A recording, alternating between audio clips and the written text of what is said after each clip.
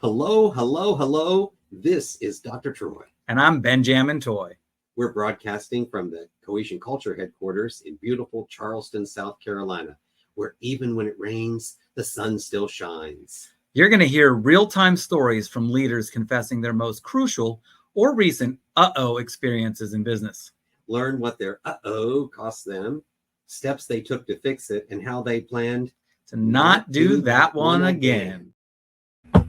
Hello, cohesive leaders. This is Trevor. I'm filling in today for Dr. Troy. I'm here in the studio with Ben, and we have with us Chris Natzke, who I found out in our little talk here beforehand that he and I are both fellow Wildcats. There you go. Played under the same football coach at Northwestern. That's right. So it's always interesting to me when worlds collide and you find these commonalities with people that you would not have otherwise.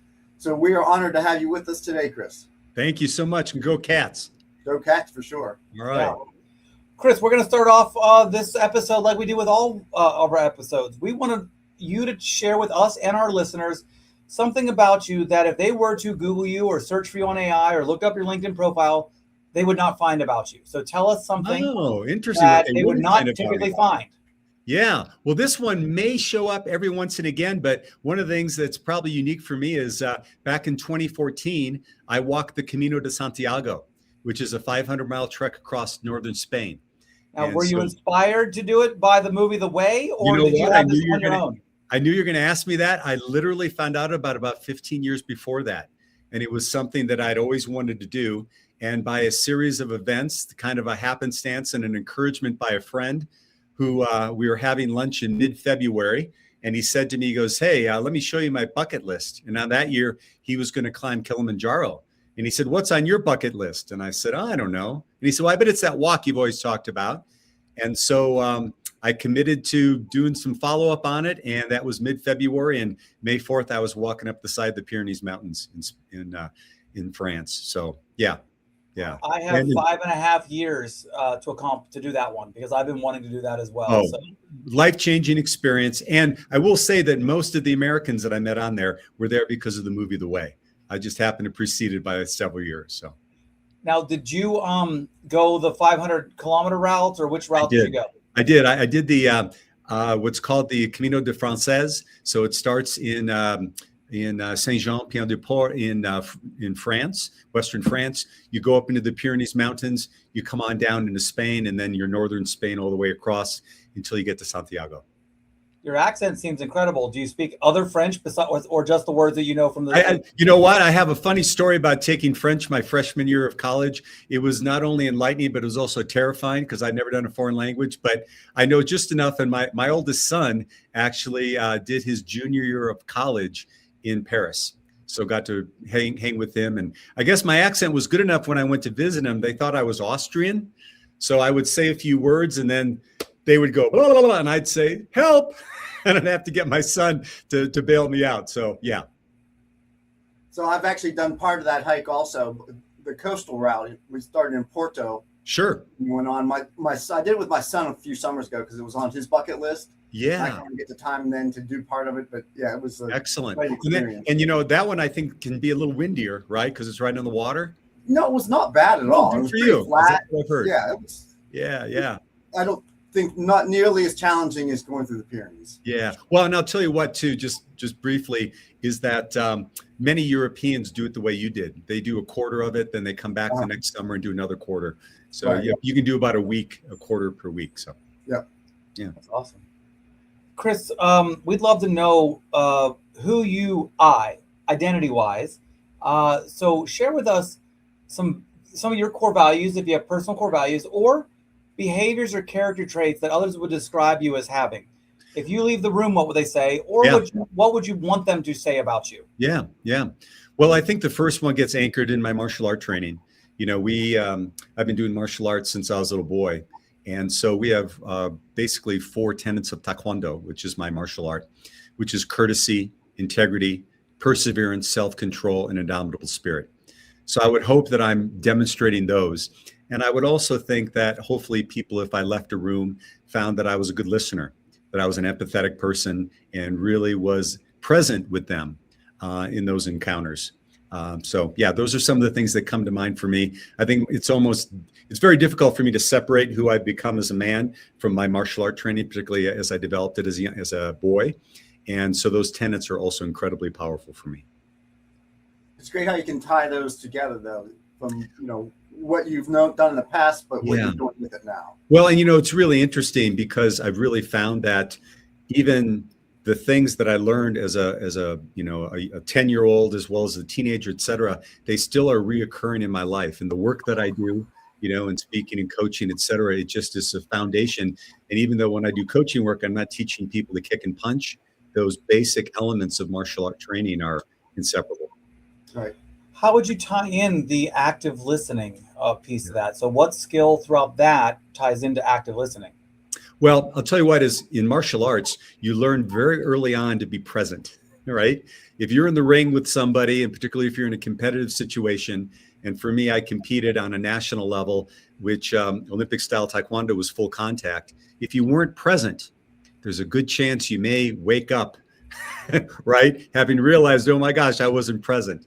And so I think that happened from just a competitive edge. But then also doing all the teaching that I've done throughout my years, what I've realized is the best way of teaching and the best teachers I've observed are the ones that get really present with the people they're looking to impact, right? They're not just looking at them as some person, they're looking as actually human beings. And you can really inspire people at a very deep level if you just slow down a little bit and find out what makes them tick and what they might be dealing with, what they're struggling with at that time.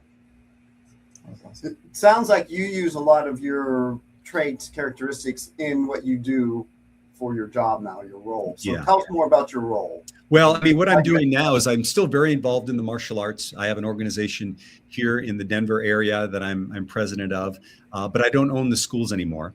And I also have a national organization that I'm a vice president with in martial arts. But what I did about 10, 12 years ago is I pivoted to create a speaking and coaching business. Ironically, the way that I grew my martial art business was through speaking through schools all through the Denver area. And I realized really quickly, if I could keep 120 first graders' attention, I could do with anyone, right? And so then I started to just get feedback from people. Wow, you're really gifted with this. Would you come and speak to our group? So on and so forth. And I realized that from a very early age, I'd been on stage, if you will, in teaching martial arts. So it almost became second nature for me.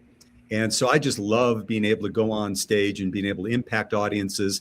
I also have a board breaking experience I do, which is really cool corporately and also for organizations. So it's really, again, about taking those foundational principles in martial arts and then applying them. It's almost like taking it out of the dojo and into the world, if you will. It's kind of my mantra. You mentioned a son. So what about other hats you wear? Yeah, well, I have two sons, actually. Okay. I have two grown sons. So they just turned, I'm going to gulp when I say this, just turned 41 and 37. Now, I was 2 when I had my first child. So but the other roles that I play, I'm very involved in my church and play leadership roles in volunteer work there. Again, my speaking and coaching, and then, of course, martial arts, and have a really great cadre of friends.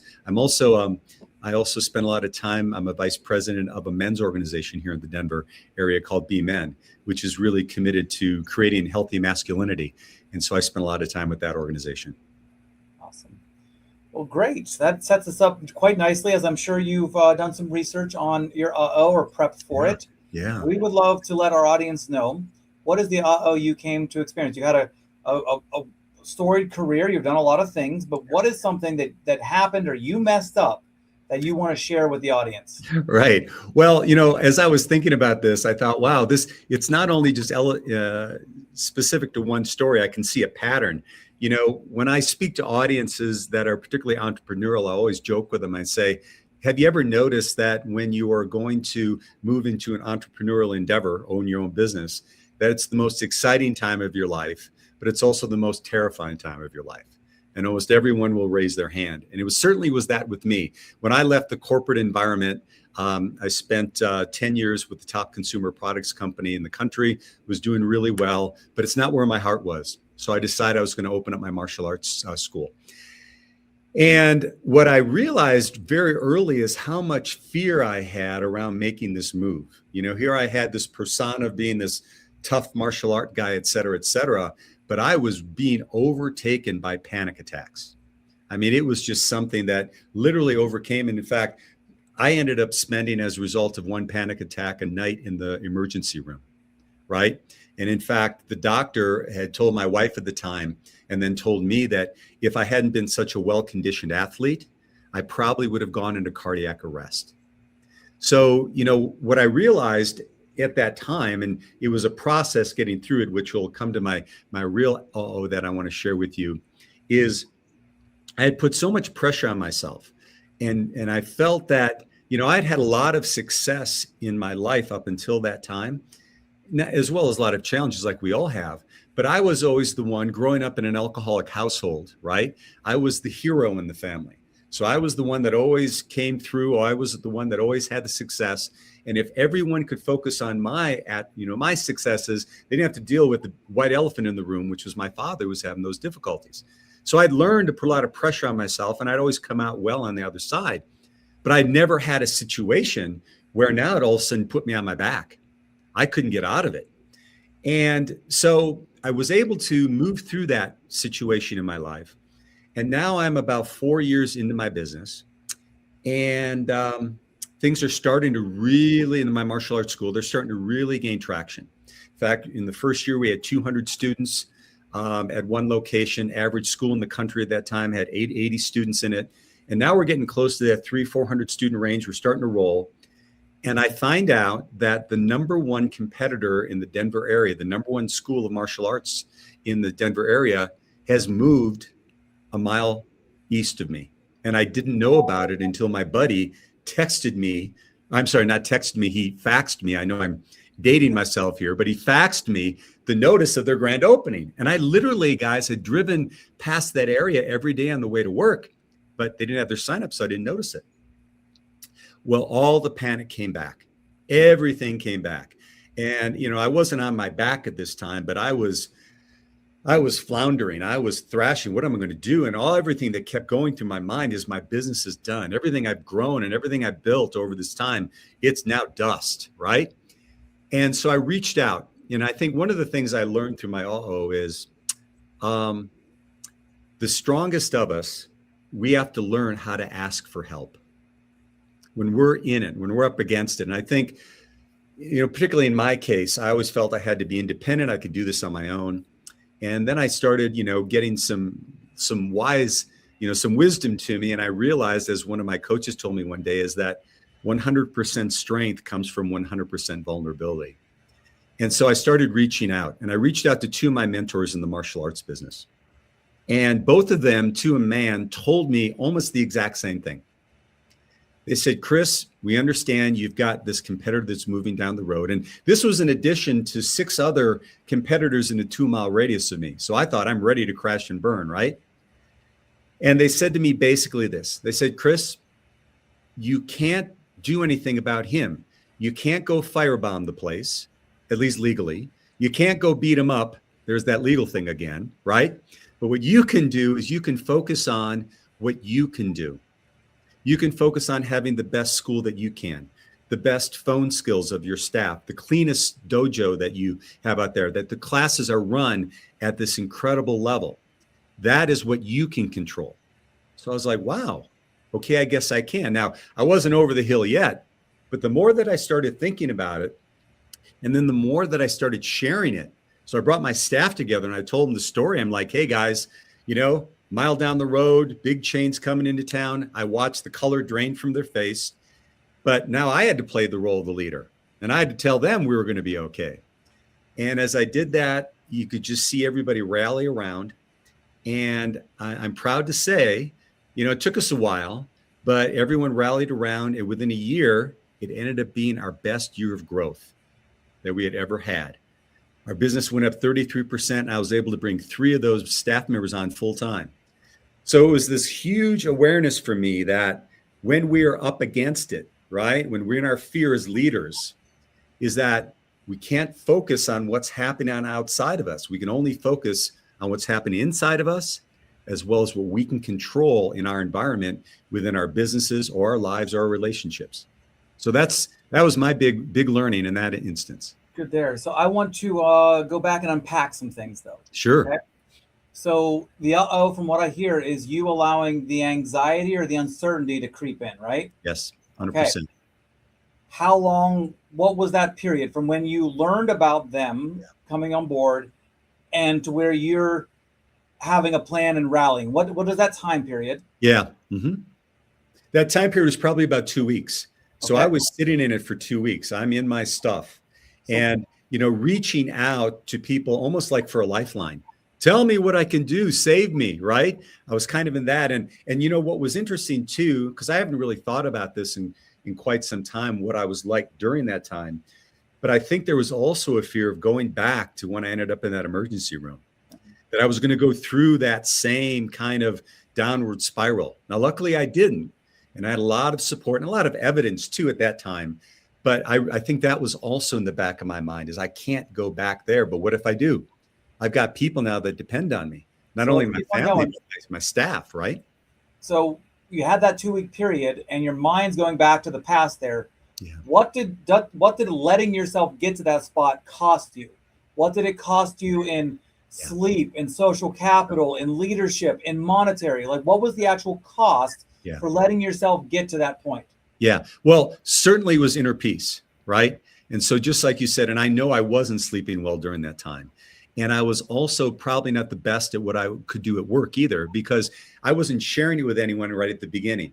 So now all of a sudden, all the things I talked about before in terms of my value system, about being present with students and about being present for my staff, I know I wasn't there because I was in my head, right? I was in almost that fight or flight kind of way of being, right? And so, and it's not like I've never had that kind of instance happen again, but I know at that time what was also occurring is I felt I was out of control. And when I was out of control, I'm not going to be at my best. I'm not making the best business decisions. I'm not able to show it best for my staff. And specifically, I wasn't able to show it best for my students. Yeah, we definitely couldn't go fight them. That the movie rights for that one's already been taken, right? Right. Well, and here's the thing too, is that that's just part of entrepreneurship, right? You're always going to have those challenges. And I think for me, what I learned during that experience too, is that my automatic default was to go to the worst case scenario. That was my automatic default. And also the thing about that, and luckily I caught myself, I think as we as leaders, if that is our default, that becomes something that trickles down an organization. Yep. If I had gone to my staff in my moment of panic, then they would have been in panic, and then who knows what would have happened. So luckily I was able to, kind of gather myself up and have, again, support of my mentors so I could go in a little stronger. But had I gone at the beginning, it could have been a real bad thing. The science actually shows now that squashing the ants, the automatic negative thoughts, have a bigger positive result in your life than actually just having tons of positive, right? A lot of the mindset is, I just have a lot of positive, good quotes, good things, but can you remove? Thoughts can come, but did you dwell on it, right? Yeah. Well, and I'm so glad you brought that up because, I think that, and I teach this to my clients as well, we're always going to have those thoughts of fear, anxiety. They will most likely come up. And it's not that we want to suppress those, is that we want to recognize them and then go, okay, there you are. And then we let them pass. I think I've heard that, fear, feelings like that, emotions basically last about 16 to 20 seconds in our bodies. But the reason they stay is because we keep replaying them in our minds. So what I always tell my clients is, when they come up, let them be there, lean into them, feel them, but then just don't stay parked there. Now you've got to move on. And, I think that fear in the short term can be a great motivator, right? Gets you moving, et cetera, et cetera. But when we stay in that and we're only motivated by fear, then over time, it just drags us down. It's dragged me down for sure. I've had those experiences. And as you mentioned before too, that's something you can take control of. You have control of what you do with those thoughts. You can't stop them from popping in your head. That's right.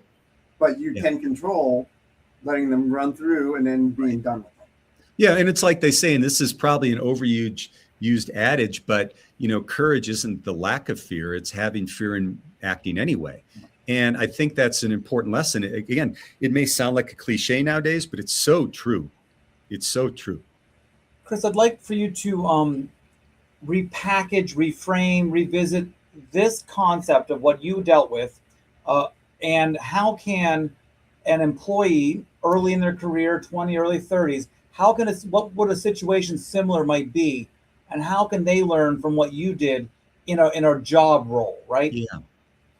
So you're saying like a new employee to a company? Yeah, let's say a 25-year-old that has yeah. never managed people, but the situation came up, something, maybe they have a quota that they've never approached, or now there's somebody else in the department that they're actually fighting against, theoretically, even though it's supposed to be all together. Right. How would you relate this scenario to someone that is at company and trying to handle those negative thoughts?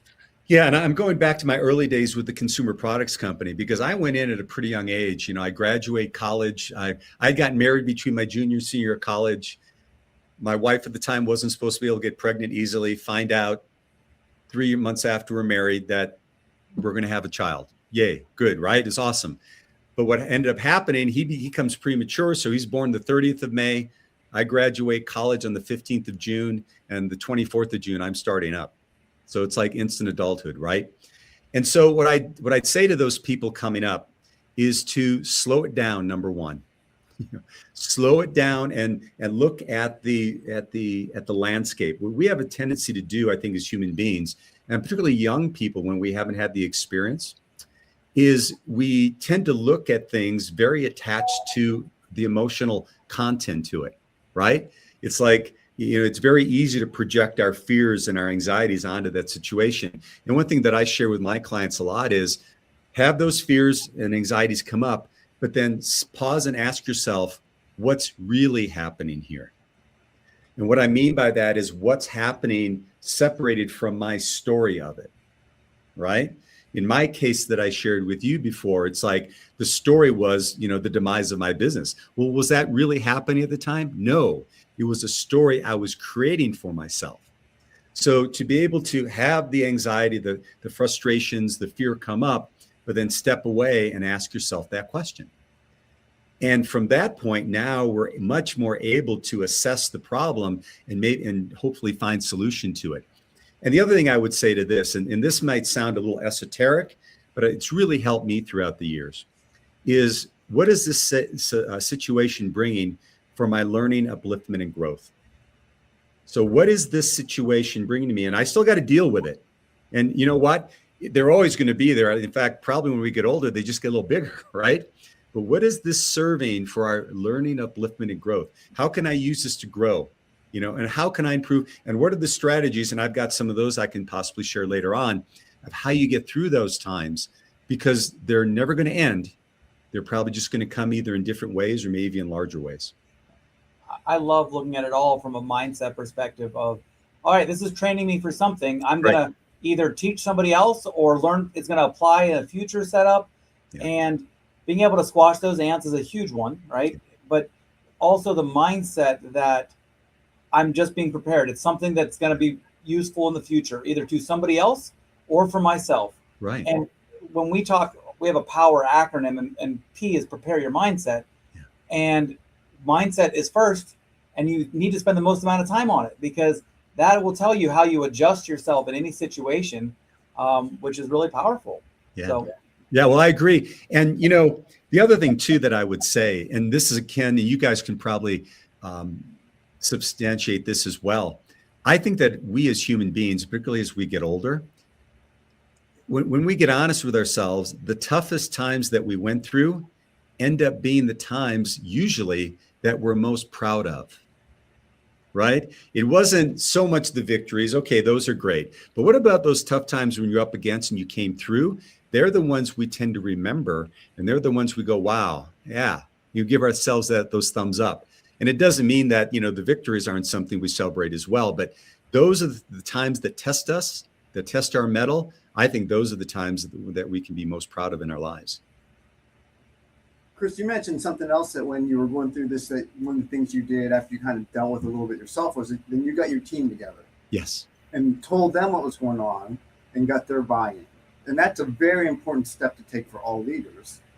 Tell us more about how you did that and the results. Yeah. Yeah. That's such a great thing, Trevor. I'll tell you what, and I want to make a distinction here too, because I think as a leader, when we have those conversations with bringing everyone together, we have to be strong during that time, but it is okay for us to show our vulnerability as well. Right. Yeah. And so it's a very delicate balance, but I brought the entire staff in together, brought them in my office, told the story, and basically laid everything out. And when I just gave the facts, as I said, the color drains from their face.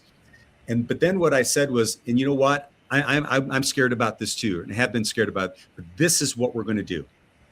And so it's not only being able to show vulnerability, but then being able to give people some next steps.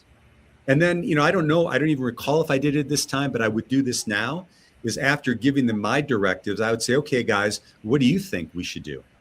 Because what you do in that case is you empower your employees, and you also make them, they're part of the solution. They're not just a robot going out and executing.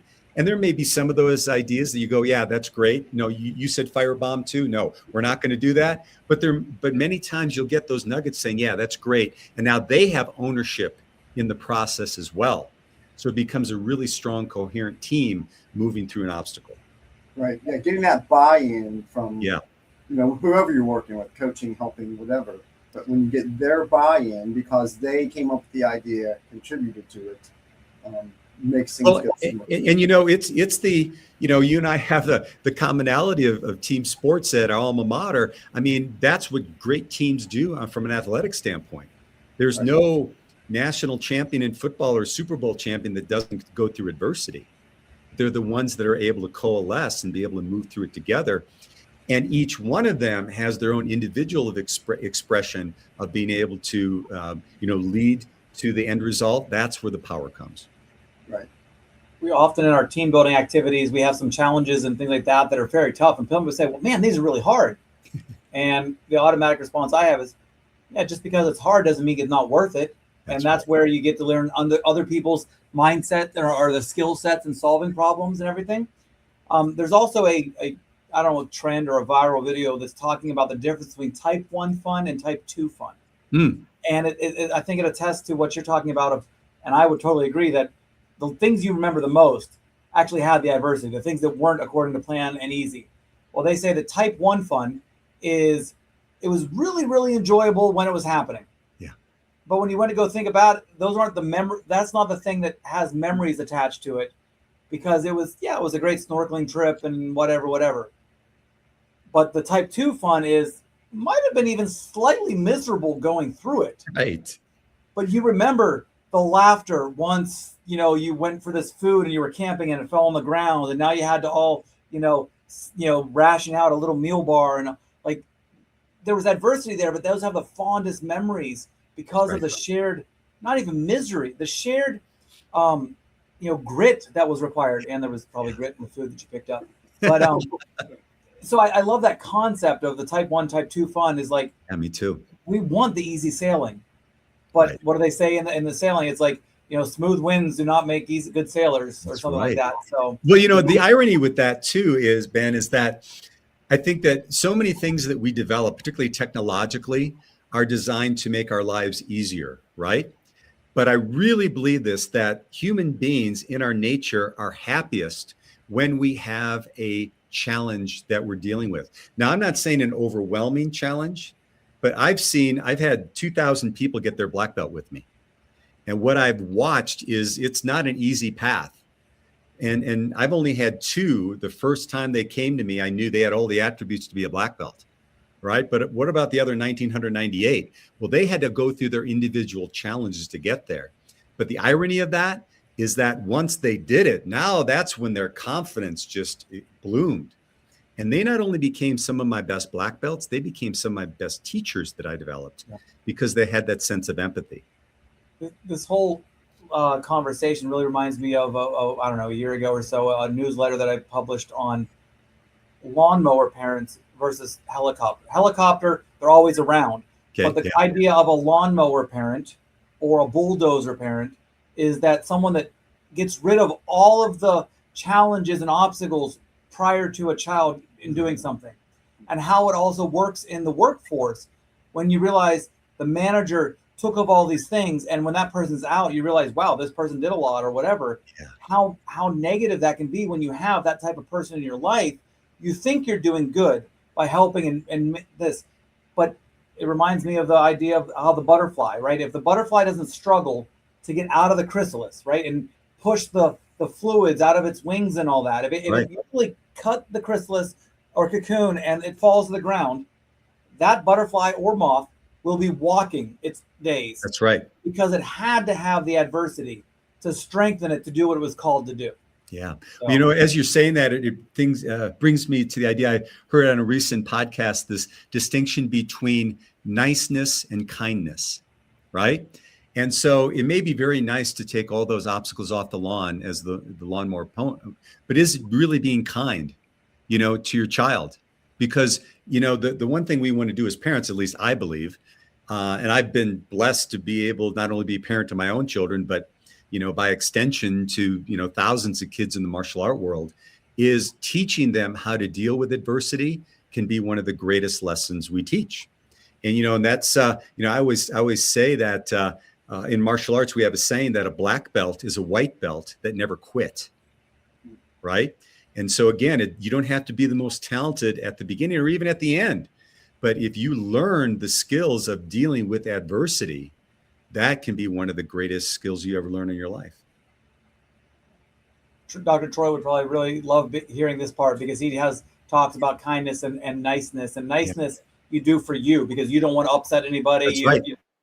You're telling them maybe even lies, things like that. Yeah. But kindness is telling them truth in a way that can be heard. So it requires tact, it requires love. Yes. But it may not be things they want to hear, but it's things they need to, you know. So that's right, 100%. You know, and you know, in sports, you get that all the time. You know, I remember, you know, if I may, just recollecting a story back in my Northwestern days. It's freshman year of our fall camp, and I'm an inside linebacker, as I shared with you before, and we have to call the defensive front signals, right? And my head's spinning. I mean, we didn't have to do anything like this in high school, right? So I'm up in practice. I make the wrong defensive call. The defensive line shifts to the left. Running back goes to the other side. Big gain. I get screamed at by my coach. And I was always really respectful. I wouldn't say anything, but I instinctively gave him stink eye. You know what I mean? I'm glaring at him because he's screaming at me. And I realized later on, I really wasn't mad at him. I was mad at me, right? But then he put his arm around me and he said, "Hey, Chris, I need to tell you something. When I stop yelling at you, that's when you need to start worrying, because then I don't care anymore." Right? Totally. I mean, it was, and I tell my students that to this day all the time. It was one of the greatest life lessons I ever got in that moment. Like, yes, okay, you care. Yell all you want, coach. I know you care. That's all I needed to know, is that he did care, right? Because then now I'm going to listen to him and I'm going to lean into it. But if I didn't know that he cared about me, I was always just screaming at me, right?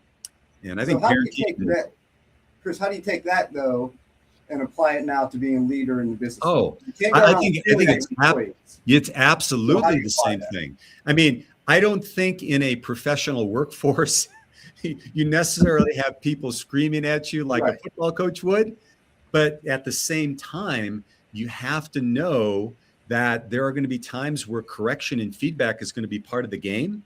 And that is something that is being given to you as a gift. So going back to my martial art roots again, when I train my students we train them anytime they get feedback to say, "Thank you, sir. Thank you, ma'am." And I tell them it is a gift. It is a gift.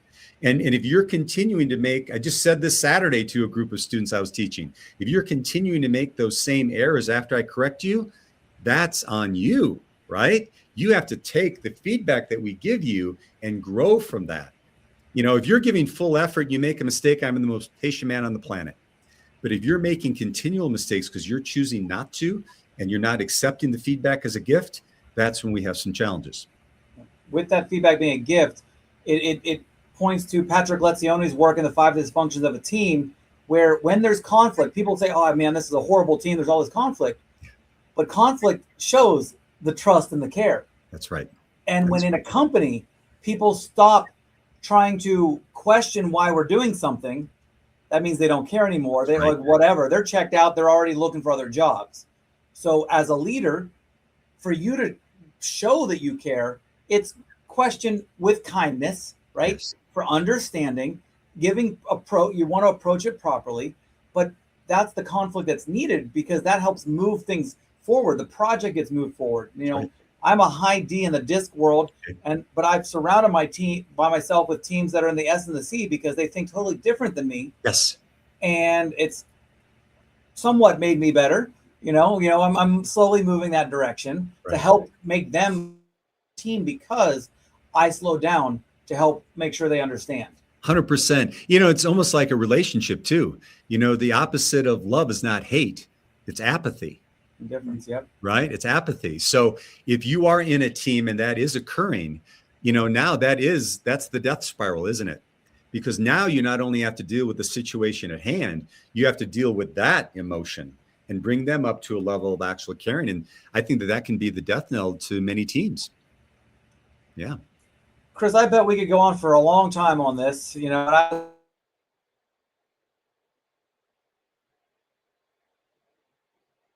Uh-oh. Whoop.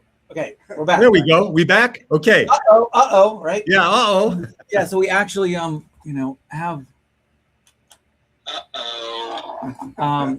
so how can folks get a hold of you? Like if they want to follow your journeys in martial arts and your speaking business, how do they get a hold of you? Thanks so much for asking. They can simply go to my website, www.chrisnatzke.com. All one word, it's my name.